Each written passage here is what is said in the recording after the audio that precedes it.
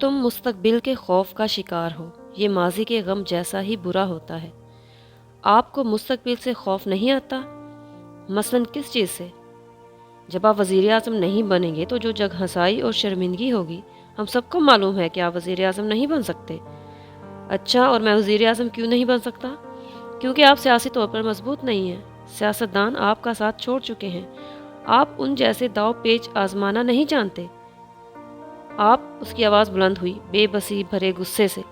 आखिर आप क्यों लड़ रहे हैं सियासी जंगें? आपको खुद भी मालूम है कि आपने हार जाना है।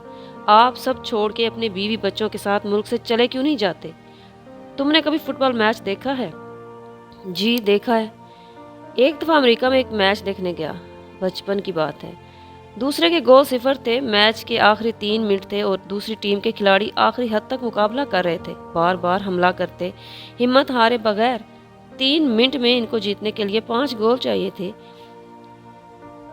सबको मालूम है पहली टीम जीत जाएगी, फिर दूसरी टीम आखिरी सेकंड तक क्यों लड़ रही है? हथियार डाल दे और बस कर दे। मगर जब मैं बड़ा हुआ और मैंने दुनिया देखी तो मुझे एहसास हुआ कि लड़ाई सिर्फ जीतने के लिए नहीं लड़ी जाती। दूसरी टीम हथियार डालती तो भी हार जाती, आखिरी मिनट तक मुकाबला करती तो भी हार जाती।